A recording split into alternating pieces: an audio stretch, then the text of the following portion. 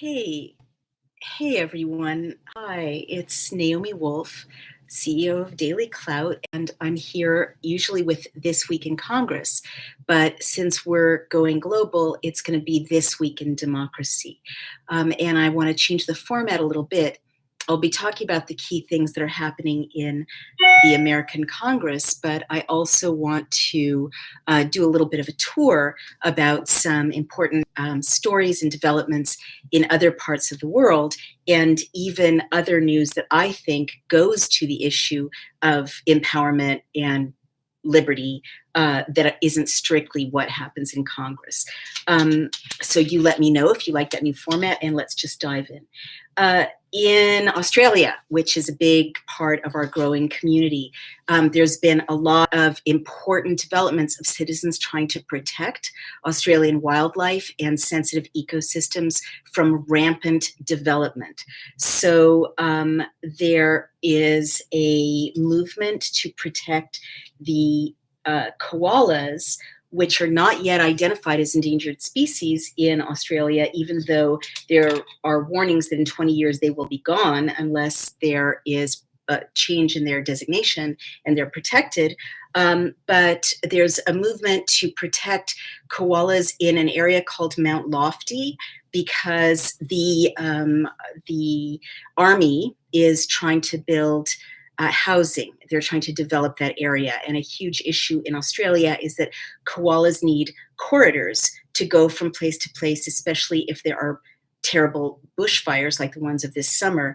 And what's happening is that their habitat is being kind of isolated from development. And so when there's a fire, they all get destroyed. There's estimates that 10,000 koalas died in the bushfires most recently. And so what this citizens movement is trying to do is to protect the koalas in Mount Lofty. There's also efforts in Kangaroo Island, a really sensitive area that is a beacon of tourism, wildlife tourism, that was terribly hard hit by the brush fires, to protect wildlife there. And there's a lot of activity around saving injured koalas, supporting them, attending to them, and concern that developers are also targeting Kangaroo Island. So the interests we found in Australia that are targeting sensitive wildlife areas are developers, an area around Sydney that is slated for development, especially water, Coca-Cola apparently, and this is not about koalas specifically, but people have alerted us that Coca-Cola and other interests are sucking the water from underneath Australian landscapes to bottle it and take it away, leaving whole towns with no drinkable water.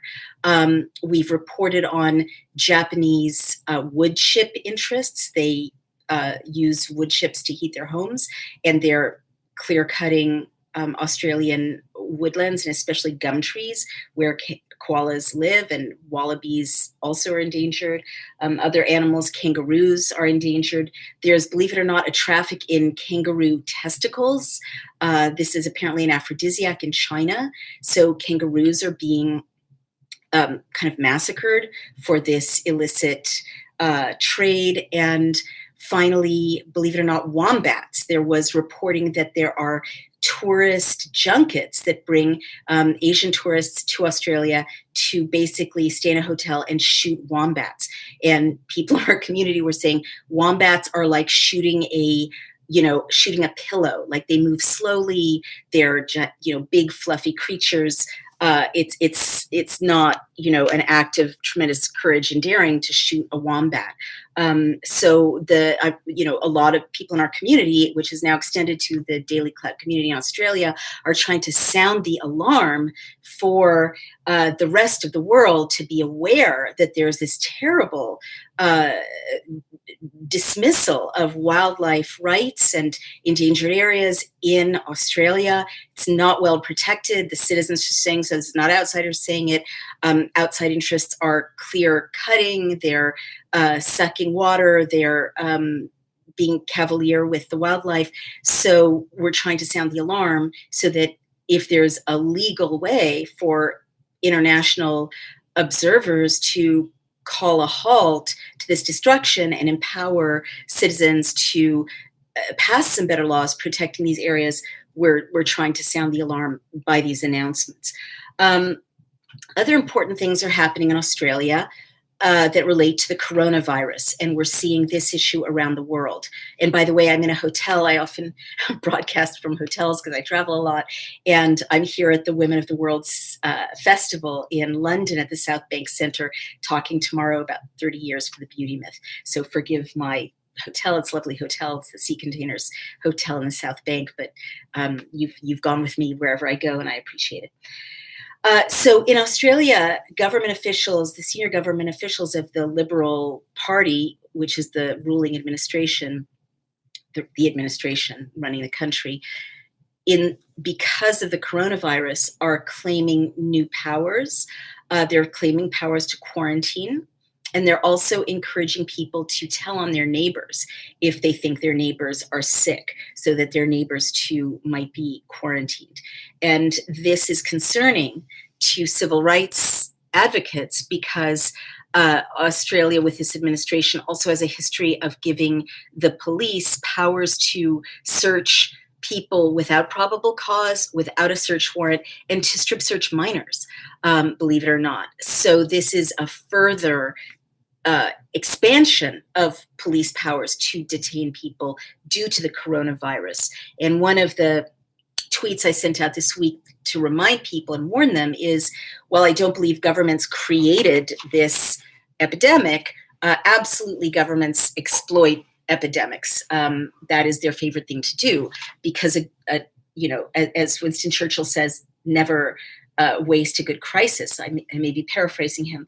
But what the danger is that around the world, the coronavirus will be the excuse for governments to strip people of civil liberties and to quarantine people, to make it difficult to travel, to, for instance, suspend elections. This is the worry that people are starting to think about in the United States, and other forms of stripping people of rights in the name of protecting them. All right, so we'll keep an eye on what happens in Australia with this grab of additional powers. Moving right along, New York, I just saw, my home state, declared a state of emergency because of the coronavirus. So that sounds like a medical thing, and it may well be justified medically. However, I really want to warn people, a state of emergency also has legal consequences.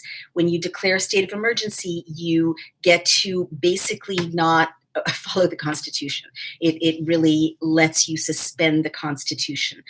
So we really need to watch that, because a state of emergency means, for instance, that the governor doesn't have to follow the Fourth Amendment if he wants to search people, or he doesn't have to follow the constitutional guidelines about due process if he wants to quarantine people without charge or trial.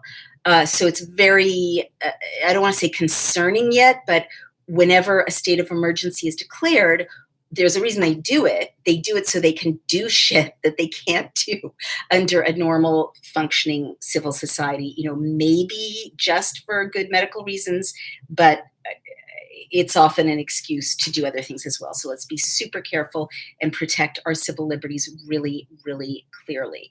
All right.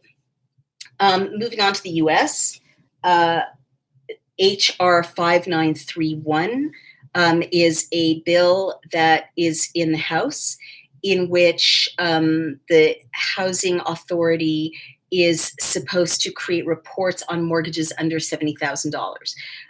And so I think that that's about making sure that low-income people are not exploited in a lending situation. HR 5003 is a really interesting bill, also in the House. And we started to see bills like this, and they're really long overdue. We saw one on a New York State level to prevent students from being lied to by people trying to sell them student debt. So HR 5003 prevents people from lying to veterans when they're trying to collect a debt in collections. Like they can't say you're going to lose your army benefits. You're going to, go to jail. We're going to take your house. They can't lie to veterans in the process of debt collection. So a lot of people would, we like to call attention to when something's a good bill. We're nonpartisan, but I think a lot of people on the left and the right would say not lying to students when you're trying to get them to take on student debt, and not lying to veterans. And basically, I'm sure the next step will be a good bill to not lie to anyone, right? If we put pressure, which is our job, Daily Clout. But that is a good bill to make it illegal to lie to veterans in the process of collecting debts from them. Congress also allocated, and this is why emergencies are very, very tricky and we need to watch them carefully. Congress in the United States allocated $8.3 billion to respond to the coronavirus. $8.3 billion. All right, so you could think that is awesome, as they should. Let's trot out the tests and the treatments and take care of our people, and that's HR 6074. However, folded in there, as you might expect, is padding, among other people, for small businesses. So how does coronavirus protection lead to money for small business owners? That's why we have to watch the bills very carefully. It's very easy to slip in, millions or hundreds of millions of dollars for special interests. And then the question we've seen in the past is, how do you define a small business? And the Chamber of Commerce in the United States is the national organization that represents business. And they managed to pass all these bills that are about small business. But when you look closer at the bill and you define small business, it turns out that it could be a very big business indeed. So this is more money for business under the guise of protecting people with emergency funding, $9 billion, protecting them from the coronavirus. If you want us to dive deeper into that bill and read it, we will, but we're doing a new format just for this week of boom, boom, boom, boom, boom, and we'll do a deep dive in a separate video when you want us to. Okay, HR 4508. This one is a straight up boondoggle. This has got to be called out, guys. This is ridiculous. HR 4508 is someone made a deal with Pakistan. And, Pakistan's our ally. We give them a lot of money. The people of Pakistan don't always like the relationship because they think that the U.S. sometimes props up rulers who are corrupt.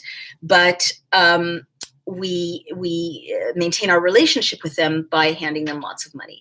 HR 4508, your taxpayer dollars, devotes 50% of USAID scholarships, not just in Pakistan, but all the scholarships of USAID, which is a branch of the State Department, kind of spooky, kind of a spy thing, a lot of people say, or propaganda, a lot of people say, but USAID funds like cultural programs and outreach and speakers all over the world to promote American values. And it does a lot of good work. Just because it's spooky doesn't mean it doesn't do good work. But what this does is it takes half of that entire budget for scholars all over the world and gives it all to Pakistani women. And I'm a feminist. I would love for Pakistani women to get scholarships through USAID, but what kind of crazy boondoggle is it that 50% of all the USAID scholarships in the world are going to Pakistani women? So my spider sense goes, Pakistan doesn't care that much about its women, say Pakistani women who would like better representation and rights. The United States doesn't authentically care that much about Pakistani women. Pakistani women don't need American scholarships more than students all over the world who also need American scholarships. So what is going on? And I would hazard a guess that if you look more closely, that money is going to line some pockets and that the cover is, well, who can object to scholarships for Pakistani women? So, if only there was a robust investigative press still in the United States, we could look more deeply into why half of all the scholarships are going to Pakistani women whose daughters is what I want to know, right? But it's definitely a terrible law. Come on, it's a terrible law. All right. In democracy news elsewhere, this is really cool.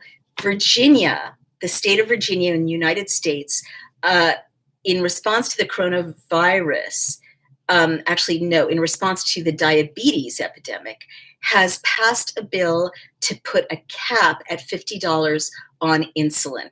Of course, in the United States, diabetes is a huge, huge problem, especially with lower income citizens.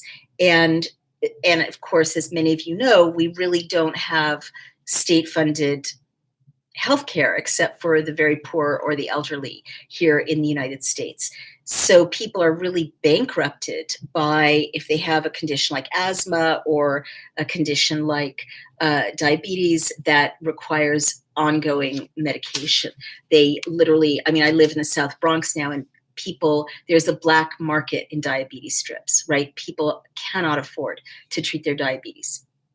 So I would say this is a great bill, and other states should look at it, and citizens will love it. This is gold. It's nonpartisan. We found that the best bills are nonpartisan, and it's going to the governor. And so if the governor signs it and doesn't veto it, we'll keep watching that, because in a time of crippling medical bills for Americans, and no one yet can elect a Bernie, who is one of the few candidates left viable, who is calling for government-funded medical care, it may turn out to be a really creative solution for states to put caps on what people can be charged for absolutely urgent but chronic medications like insulin. And I'm sure asthma medications will be next if there's enough support for this bill. And again, that's your job, Daily Cloud community. If you like that bill, you can let the bill sponsors know. We'll post that bill on BillCam. You can tweet the bill sponsor. If you want your own representative to pass a bill like that, you can take the BillCam. You can tweet your own representative, and you can say, look, we're in Ohio, we're in Delaware, we want a bill like this. And you can get your friends, neighbors, and networks to vote up that bill and send it to your representative, and that really moves the dial, we found. All right. This is big. This week in democracy. Remember Erik Prince, the former CEO of Blackwater, which went around the world terrorizing people with its armies of mercenaries.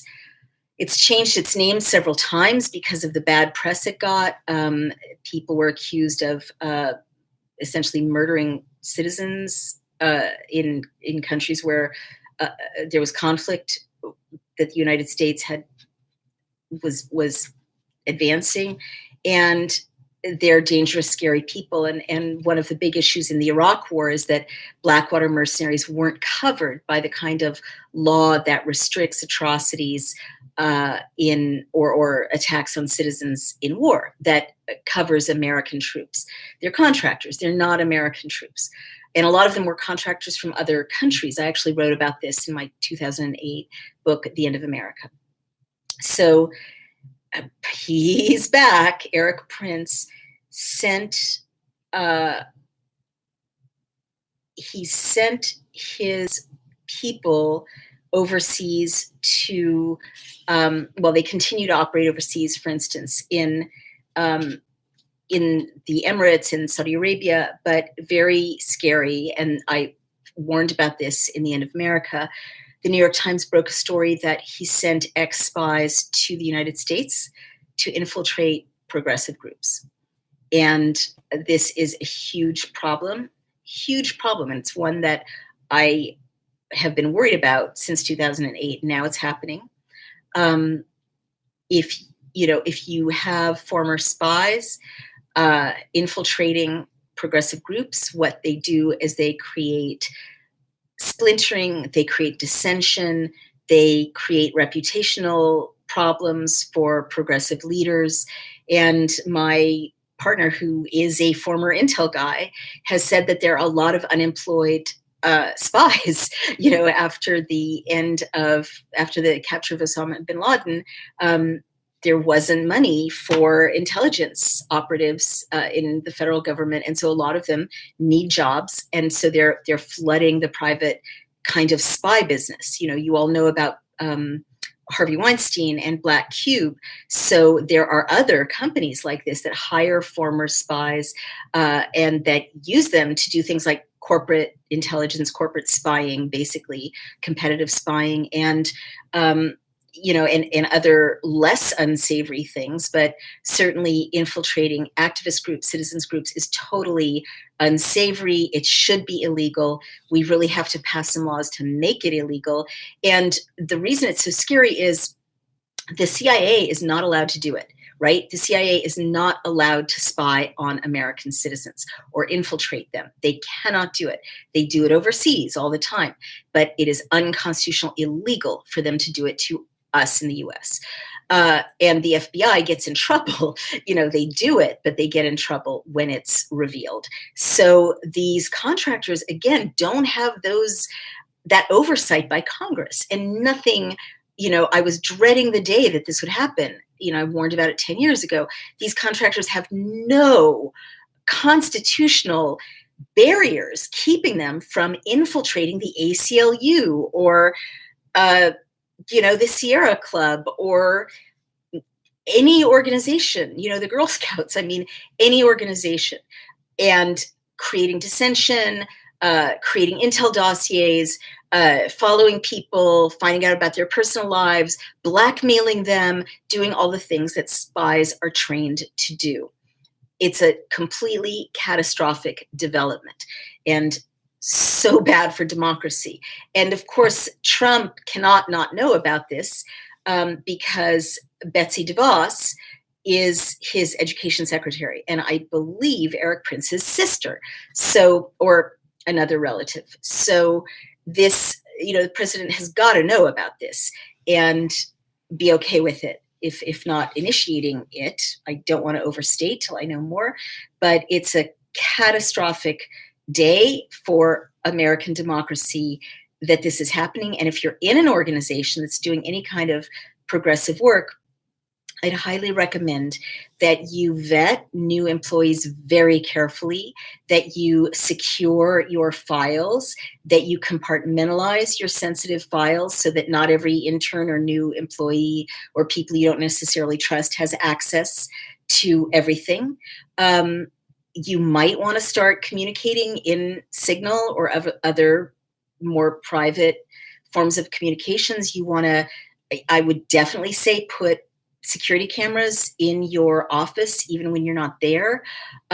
You really want to boost the security of your organization if there are floods of former spies pretending to be starry-eyed interns fresh from Brown to help you save the pandas in your environmental group. And also be wary of people, and I can spot these a mile off now, people who try to pick a fight and try to splinter a group, because that is absolutely a standard tactic.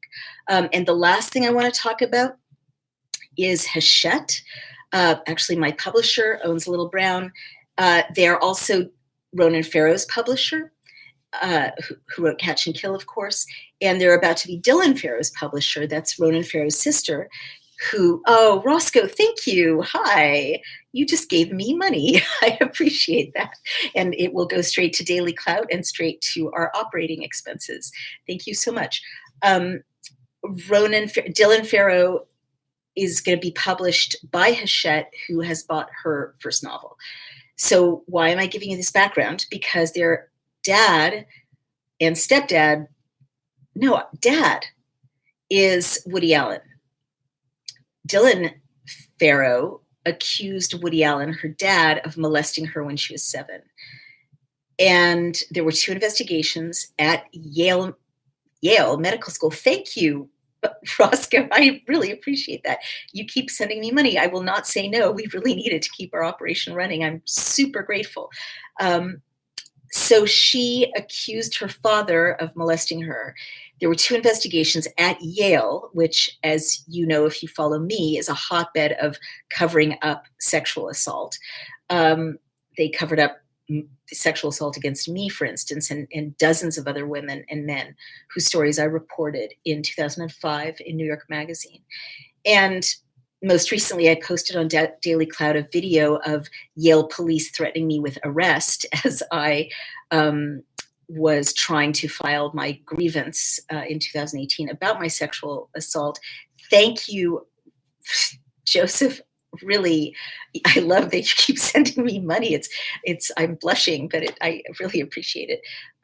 And so the reason I'm telling you about this is that they announced that Woody Allen's autobiography would be published by them in April. At that point, Ronan Farrow made a statement saying he was disappointed that this was planned without informing him. He objected to it.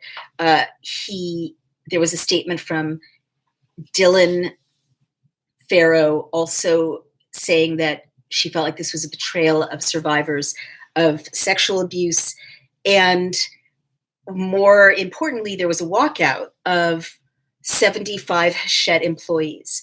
They walked out and they made a statement that was very kind of eloquent and persuasive that they felt that this was not, while they supported everyone's right to tell their story, they felt like they did not want Hachette to be the one to give Woody Allen a platform, especially because, as Ronan Farrow pointed out, Hachette had not checked with Dylan Farrow about the events recounted in the book.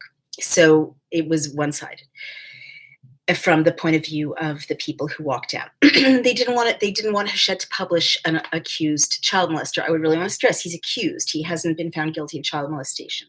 But 75 people walked out. And I am quite amazed at the times we're living in.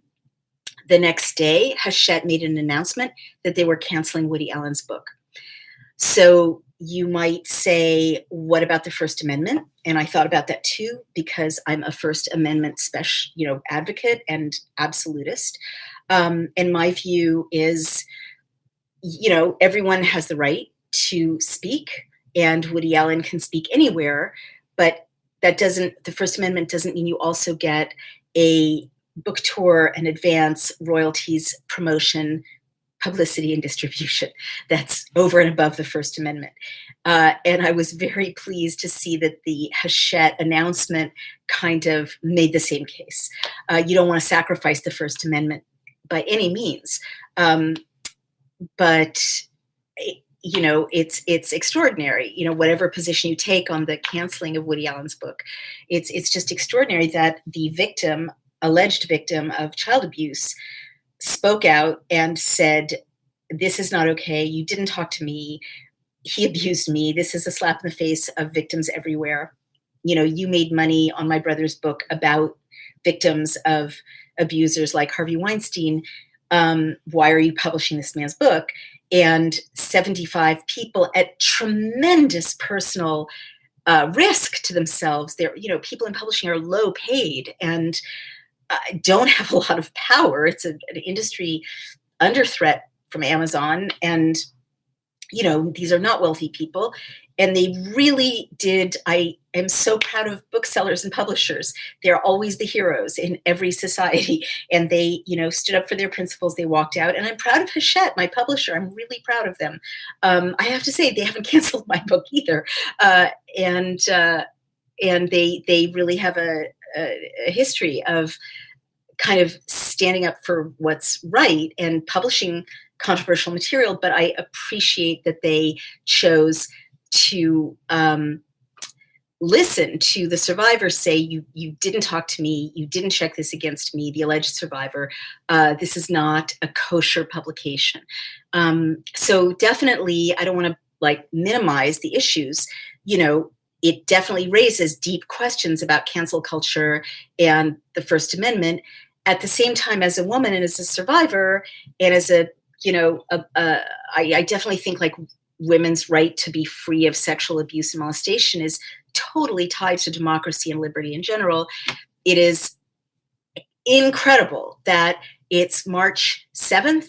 Harvey Weinstein is in prison. Woody Allen's book was canceled, and we're not living in the same universe that we were living in when these alleged, well, one convicted and one alleged predator operated with impunity. That's 30 minutes. This is Naomi Wolf. This is Daily Clout, and let's get some questions and comments. Annie DeFranco should have endorsed a warrant, says Joseph Roscoe. We're nonpartisan, so I can't say that she should have, but you can, and I hear you. A lot of people are missing Elizabeth Warren, and for those of you who don't follow the U.S. presidential election, she is one of the most respected female candidates, and she lasted until Super Tuesday and bowed out. And a lot of people are hoping her voice will stay in the mix. A lot of people probably think she'd make a great vice president. That's where women who are talented are often, sent until they graduate to president, which is never. But a lot of people are hoping her voice will stay in the game. She raised a lot of issues other people didn't raise. And one of the issues she raised directly to Bloomberg, which I think he did not recover from in the most recent debate, was the issue of the women at Bloomberg disclosure. My children's father works for Bloomberg and worked for the campaign, but I have to address this or else I'm violating journalistic ethics. She spoke to the fact that many women were harassed at Bloomberg's company and were asked to sign non-disclosure agreements. And she challenged him to release them from their non-disclosure agreements, which is pretty ballsy. I mean, sorry for my language, but it's kind of gutsy. Okay, Joseph Roscoe says, oh, I'm devastated about Warren losing. Sorry about your Yale assault. Thank you, Joseph. I appreciate that. A lot of people really are devastated. I think she would have made a great president. Very sane, sensible, smart, compassionate person. And thank you for your kind words about my Yale assault. It was 1983, so I have survived, but the Me Too movement has affected me as well and emboldened me, and I do talk more these days about that assault and another bad thing that happened. Like a lot of women, more than one bad thing happened to me, and like a lot of women, I find that the more I talk about it, the less the demons should be out there and not in here, and that's as it should be. And talking is part of that, and your compassion is part of that as well. Thank you so much. No Divide and Conquer says, Hardlands Media did an interview with a voting machine whistleblower. Oh, please send us that and we'll post it. There's so much that needs to be done about securing the vote before the elections. Joseph Roscoe says, you said that, No Divide and Conquer. Can you please also do an episode on the mandatory vaccine agenda? I would like to, but let me encourage you to write an op-ed about it and send it to us and we'll publish it. For a lot of reasons. One is that it's almost impossible for me and our writers to keep up with every important issue. And the other is, you probably know a lot more about it than I do, but by all means, I mean, a lot of sane, smart people are raising questions about not, should there be vaccines, period, but the extent and intensity of how many vaccines American kids especially get these days and what's in them. And smart people like Robert Kennedy Jr. are raising questions. And of course, the minute you raise questions, you're called a crazy anti-vaxxer. So I'm wary because I have enough bots after me as it is. But I invite you to send the material. I'll air it, I'll post it, if it's credibly sourced, because I think it's perfectly legitimate for people to say, like, in outrages, the approach I took to those acts by the state is to really question what right the state has to invade our bodies at all, right? And of course, things like epidemics and measles and so on, make it very, reasonable for the state to invade our bodies. But every time the state mandates that you need to do something with your body, people should take it very, very seriously. And people have a right to look very carefully at what they're being told by the state they have to put in their bodies. I think that's a legitimate thing for citizens to say. Barry Atkinson says, hi there, Barry. I owe you an email. Thank you so much for being here. Joseph Roscoe says, should I dump Polya for good? I can't make that decision for you. And, as free speech absolutist, no writer should be dumped. If you like her, the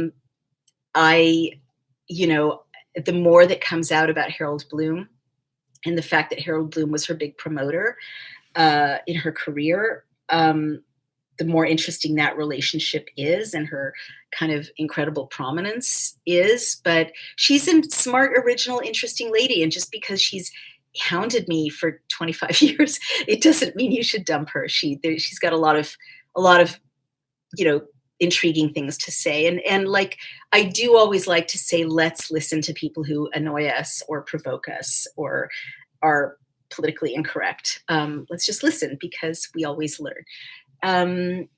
Let's see. Lorem's S1 says, give her a minute. She's such a flip-flopper. She'll buy her way back. You're talking about Elizabeth Warren, I assume, and not me, I hope. No Divide and Conquer says, Tulsi is still in the race. She is. She's hanging in there. And I think it's so interesting that the Democrats are not letting her on the stage. And I think it's amazing to watch anyone who's got a fierce anti-war message get absolutely sidelined by the mainstream media in the United States. Whatever you think of her, Marianne Williamson, not in the club. I know Marianne Williamson. She's a super smart lady, compassionate person, make a great president. She was totally treated like a lunatic from the minute she was in the race. And she's not a lunatic. So it's just fascinating to see people who are true outsiders with real ideas get completely sidelined if they're not either in the boys' club or the Democratic club. And Joseph says, I'm a Polya fan. Tell me to dump her and I'll be done with her. I'm not going to tell you to dump her. That's hilarious. No, it's fine. You can keep reading Camille Polya. All right.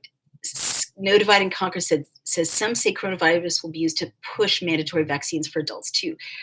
I mean, I think we're not seeing even the beginning of this. I promise you, check back here in 3 months. Coronavirus will be used to justify a lot of terrible things that people would not put up with under ordinary circumstances. And certainly I can see mandatory vaccines of some kind being part of the wake of this epidemic. And there are things about this epidemic I want to say that really bother me already. Again, I'm not saying the government created it. Although, biological warfare is something we do in other countries. So, it's not crazy to think about diseases being used as part of warfare, because America has done that, and does that without question, as do other countries. But what I'm worried about is the branding.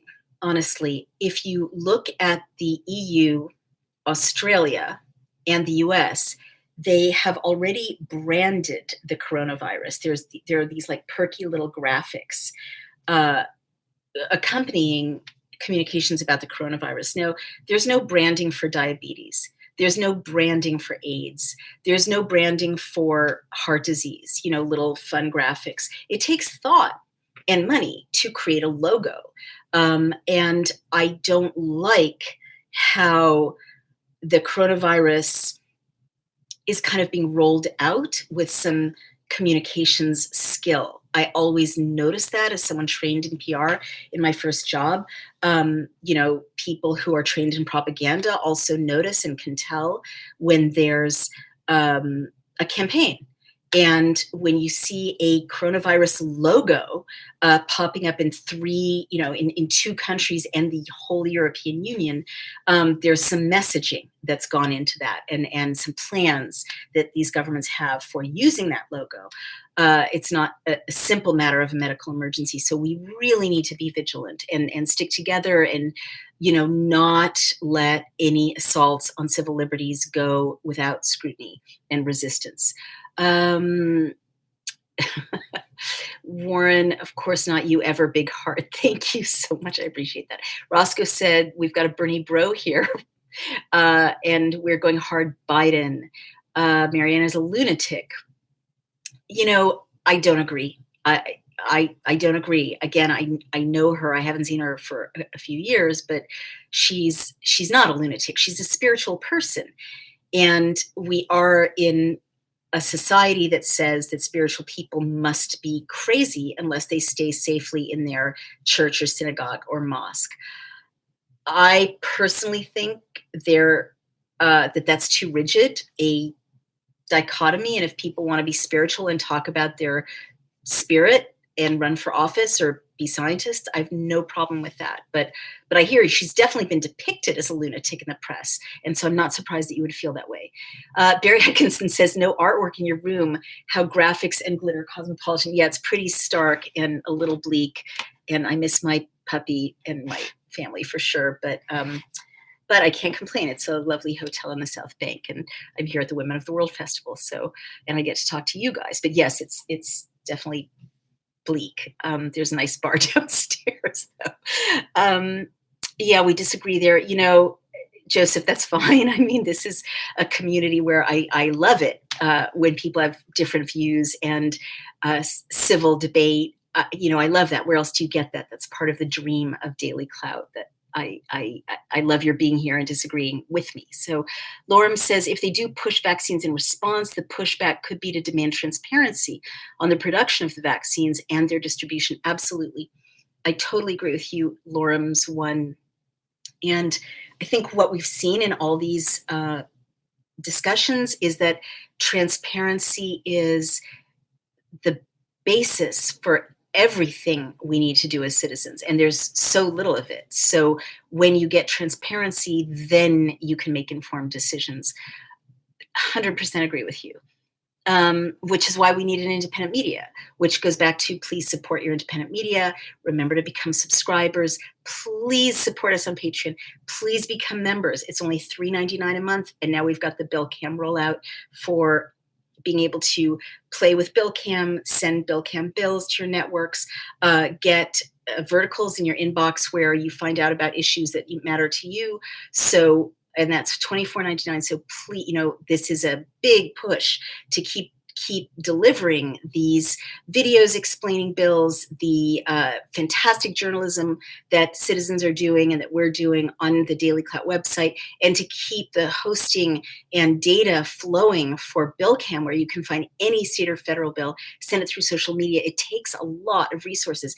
And Daily Clout Australia. So please, please, please, if you've got $3.99 a month, give up that latte, send it to us to become a member so we can keep our doors open and meet our fixed costs. And if you really want to be incredibly proactive with democracy and you can afford it, get that pro membership for $24.99, and then you can do things with BillCam that really will keep you informed if you are an advocacy group, if you're an investor, and anyway, if you want to do something in between or more or less, go to Patreon, please. And please support us. It is critical. We're growing, but we need to grow fast because we're growing with demands as well, and news and information. So we need to hire more people. We need to hire more graphic designers, more editors.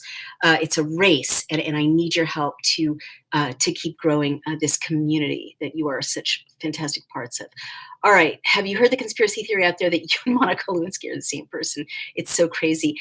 I mean, that makes me a little sad, but the world of conspiracy theories is ridiculous, and I don't know what to say. I'm not Monica Lewinsky, and I was married and had 2 children one child when she was in the news, and I was busy diapering a baby and not being her. No divide and I would never sleep with a married man, let alone the president of the United States. I wouldn't do it. No divide and conquer. What can we do to fight back against further infringements on our liberties because of the coronavirus? Quarantines, martial law, travel restrictions, mandatory vaccines. Well, that is the question. No divide and conquer. and we all should be asking it. That's critical. The first thing we should do is what you're doing right now. You're giving up a Saturday evening if you're on the East Coast, Saturday afternoon if you're on the West Coast, wherever you are in the rest of the world. You're spending time to talk about democracy and liberty, and hard things, instead of playing a video game. So that's number one. You're informing yourself. So now you can inform your family and your friends and neighbors. You know what the issues are, and you can bring them to me and to us here at Daily Cloud. You have a role, like all the things I read to you, they didn't just come from me. They came from citizens in this community alerting me and saying, hey, Daily Cloud, this is going on. You've got to let people know about this. So you be the watch guard of liberty when there are things going on that we should alert people to. You be Paul Revere. That's number one. Number two is read the Constitution. Find out what your rights are. Look at the National Lawyers Guild website. Know your rights, or read my books, The End of America and Give Me Liberty, really spell out what your rights are. Actually, unfortunately, Give Me Liberty is hard to find, but members on Patreon get me to send them The End of America inscribed, and that's a really good primer for watching democracies under threat and knowing what to do, what tools there are to fight back. What else can you do? I mean, I would say protest as much as you can. The scary thing about watching Australia be turned into what I think is like a petri dish for testing fascism in a developed world country is, they lost the right to protest. People can be moved on by police, even if they're just peacefully protesting. And I mentioned that the police can strip search anyone. Once you lose the right to protest, it's very hard to protect any other rights. So you lose the right to protest by not to blame Australians or anyone who's lost the right to protest, but you have to use the right. So for instance, there's going to be a march tomorrow for International Women's Day. I really don't feel like going because I would rather rest and read and do some work, do my taxes, but I'm going to go because it's really important to show up and be counted. Document abuses when you're protesting, when you're crossing a border and being bothered by police, when someone asks to come into your house, without a warrant, film them. If you are calling your representative, record it once you check that it's a one-party state in the United States where it's not illegal to record. Citizens have to start recording abuses, putting them out there, being public, because that's part of the transparency that keeps elected officials accountable.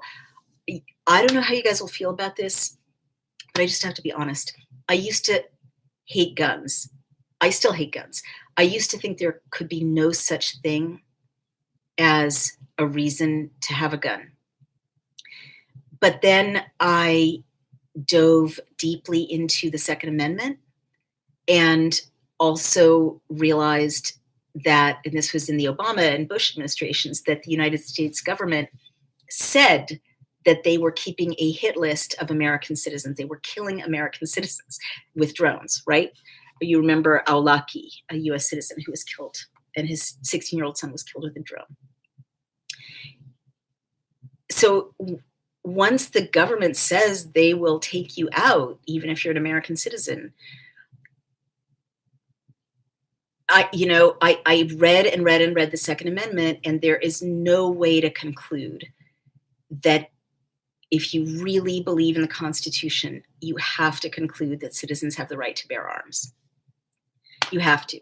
And if you really look at how democracies die, one of the things, and gun rights advocates say this, and I used to think, they're just a bunch of crazy people, but it's actually true historically. When people want to close down a civil society, they take away the guns. I hate guns. I'm scared of guns. I don't like guns. But I appreciate that the founders gave us the Second Amendment and the right for citizens to bear arms because militias were breaking into people's homes and the citizens were not armed, and the armies of the tyrant were armed. And I think we need to have sane gun laws, background checks, all this good bipartisan, sensible, middle of the road gun laws so that crazy people don't have AK-47s. But I think knowing how to shoot a gun, like my brother is, I shouldn't say who, never mind. I know a lot of people who are super nerds, but who are in communities that are under threat or targeted by right-wing nationalist groups. And they are, these nerdy, peaceful people are learning some basic firearm safety, learning some target shooting, so that if, God forbid, they have to, they will be able to defend themselves and their families. So I do think people knowing how to shoot guns and having access to guns with good background checks, I cannot say that is not a way to defend liberty. It is, if you really believe in the Constitution. What else can you do? I mean, there's so much, and we could talk about this all night. I don't want to silence you. There are other questions, but going to more peaceful things, meet with your representative. Let your representatives know that you don't have a high tolerance for overreaching because of the virus. Be very skeptical about the news. Don't believe everything you read. I mean, obviously take precautions, but don't make any decisions out of hysteria or panic, because over and over again, and you saw this with terrorism, the terrorist hysteria, they tried and tried and tried, and it didn't work. People saw through it. So you should just go, here's what you can do. Assume, and again, I've been saying this for years, that if people who have a lot of power can have all the power they wanted, and that they will try anything they can to get it. And they are trying and trying and trying. So they tried with trying to make all of us afraid of Muslims and pretending that there were terrorists under every bed. It didn't work. People saw through it. They are going to use the coronavirus scare to pass laws that suppress liberties. So be willing to face bots and attacks and smears in raising questions and being skeptical. Those are the things I would say are important in living with this and going through it. Can I get? I think you mean outrages on Amazon. I don't know. I think so. The last time I checked, you can. And I will send you a copy if you want to have me do that. Let's see. Charles Williamson said, in November, could COVID-19 be employed as a means of voter suppression via quarantine? Charles, 100%. I mean, that's my assumption. Honestly, it's very useful. You saw it's already been employed as voter suppression. There was a story, I think, at the Washington Post about an African-American voter who waited 7 hours ostensibly because of coronavirus. And it's always the African-American voters who have the barriers because they tend to vote for Democrats. Not that Democrats don't also want to suppress Republican votes. So absolutely categorically, which is why another thing that we really should start doing is pushing to make sure that every state has absentee ballot laws so that you can send in an absentee ballot easily without a big reason. And a lot of states like Florida and Nevada do have laws that are pretty flexible, where you can send in an absentee ballot, even if you're still in your home and it's just inconvenient to get to the polling place. We let African-American voters in Alabama know about this, and it really made a difference in how many absentee ballots there were in their governor's race. The Senate race. Let's see. As to protesting, the 2016 DNC event had a, quote, free speech zone. What can you do when the lawmakers negate the Constitution? Oh, that is such a great question. I love the ACLU and I love the National Lawyers Guild, and I think you should sue the heck out of people. I mean, lawsuits. We're all given the First Amendment. There's no such thing as a free speech zone. The United States is a free speech zone, according to the Constitution and the First Amendment. So if you can find a lawyer who will take your case pro bono, if you are up against a free speech zone, or if you have standing, if you can say, I'm a Democrat and this violated my constitutional rights, social media is amazing. Put a tweet out on Twitter, on Facebook saying, does anyone want to represent me? This is not okay. And you might get a lawyer who will represent you. You can also make your feelings known to the DNC, write a letter and say that this is turning you off so much that you are thinking of unregistering as a Democrat and telling all your friends to unregister as a Democrat. That scares them. Here's a secret of political activism. People in power really don't care if their own voters are mad at them. They care if swing voters are mad at them, because they know if you're a Democrat, you have nowhere to go. But if you say, this is really making me want to vote Republican or register as an independent, they will pay attention to that. And if you can get, 50 people in your community to sign that letter, and they vote, right, and put their names, because people can see if your friends and neighbors voted, that is golden. That is huge. The Second Amendment is invaluable. If you fear guns, it's usually because of the movies. Go learn about them, take a few classes, go to a range. I agree. Yes, my husband uses a firearm in his work. I have gotten used to having a gun in places. It still terrifies me. I actually shot a gun. A relative taught me to shoot a gun, and there's a hilarious video my cousin took of me shooting the gun and then dropping it in panic and running away. So I don't think everyone can get over their anxiety. I'm sure I could if I kept taking classes, but I do agree that demystifying it, especially for those, Northeastern liberals like me who were raised to fear and loathe guns, it is eye-opening. And as a woman, I have to say it's empowering. It did make me feel empowered to think, if there's a rapist, I can blow him away. That is a good feeling there. I said it. All right, well, we're just sharing. Let's see. But that said, they still terrify me. And also, I just don't want to downplay, like, statistics show that if you do keep a gun in your home, it can be very, very, very dangerous. So whatever you decide to do, I agree with Lorem's one that knowing gun safety is critical, and good background checks and good gun laws that keep, automatic weapons out of the hands of lunatics is also critical. Oh, thank you. Joseph said he just ordered outrages. Screw that Brit interviewer. Thank you so much. No Divide and Conquer says, thank you. We're getting up toward an hour. This is really fun, but I should wrap up pretty soon. Charles Williamson, they don't really need to. They just need to do like Texas did and close polling places. That's true. And you guys, you really need to push for absentee ballots, because you heard it here.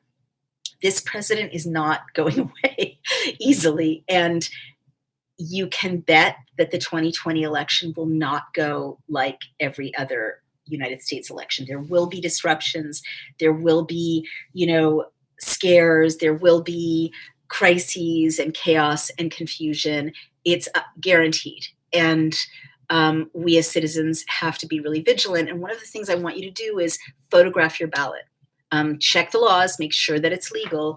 Believe it or not, in some places it's illegal for you to photograph your own ballot, but I really want to encourage people to photograph their own ballot. You don't have to post it or share it, but if there's some contention in counting the ballot in your state, people can upload their ballot to a third-party platform that's private, where at least the person tasked with counting the ballot or public can, count those votes. There's a lot to be said for secret ballot, but it's a pretty new historical innovation. Ballots didn't used to be secret. And in this age of voter fraud, I think there's a lot to be said. Look, Google knows everything about you anyway. There's a lot to be said for if people are willing to say who they voted for, or blank out their names, but upload their ballot. It's a great way to get an objective third-party tally and not rely on these insane machines that you wouldn't rely on to make a bank deposit with your, salary check. Roscoe Joseph says, Naomi supports Christmas. I do, and happy Purim. Drink Naomi, you will be. Thank you so much. Where can one take gun classes in New York City? I actually looked that up. I think there are classes in the boroughs, and I know that about 2 hours north of New York City, there are a lot of gun clubs around the Millerton, Copake area.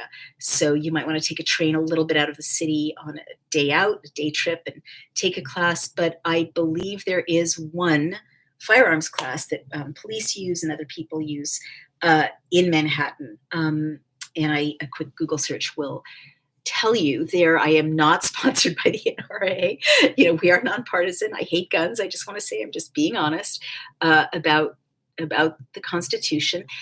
You guys, this has been a really, even though we're talking about serious things, it's been a really wonderful hour. You've raised some really important points. I really appreciate it.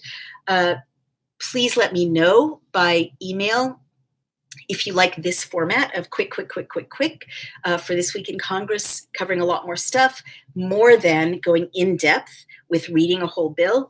If you'd like me to save the reading of a bill for a more specialized video, which I'm happy to do every week. And also, again, please go to Patreon, make a donation, 5, 10, 20, 100, whatever you can afford. It goes so far. Go to our membership page on dailyclout.io and become a member. Help us grow.